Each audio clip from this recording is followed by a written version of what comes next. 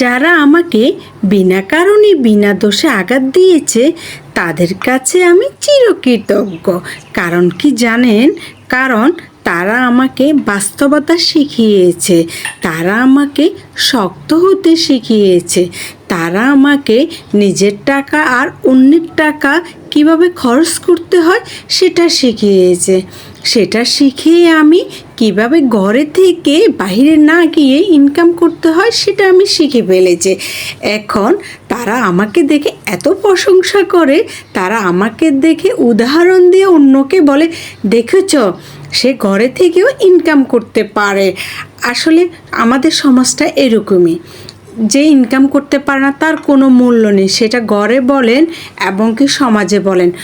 কথাটা শুনতে খারাপ হলেও এটাই বাস্তব। নিজের মা বাবার কাছেও ইনকাম করতে না পারলে কোনো দাম থাকে না, কথার মূল্য থাকে না।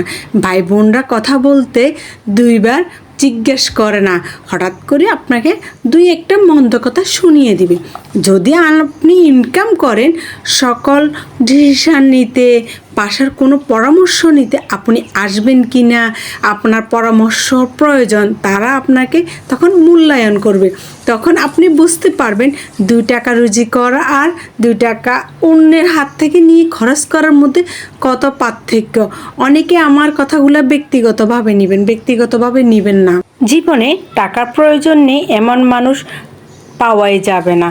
কারণ আমরা এটা খেয়াল করি না যে আজ আমি ধনী, কাল আমি ফকিরও হতে পারে, কাল যে ফকির সে পরশুদিন ধনীও হতে পারে।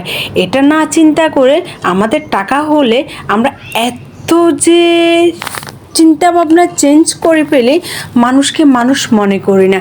সেই মানুষটা যে কষ্ট পাচ্ছে, সে তো একসময় ধনী ছিল, সে হঠাৎ করে সমস্যায় পড়ার কারণে সে যেহেতু ধনী ছিল, সে কিন্তু জানে সমস্যা থেকে উদ্ধার হওয়ার কারণও। মানুষ এটা চিন্তা না করে যখন যা পারে তাকে তাই শুনিয়ে দেয়।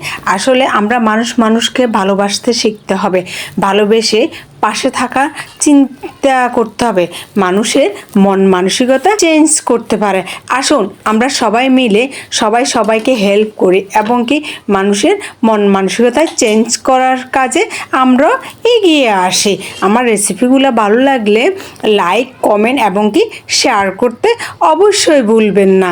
দেখেছেন, আপনাদের সাথে আমি গল্প করতে করতে আমার ছোট কাসকি মাছ রান্না কমপ্লিট হয়ে গেছে। এটা আমি সরিষা শুটকি দিয়ে রান্না করেছি আর সাথে পাতলা ডাল রান্না করেছি।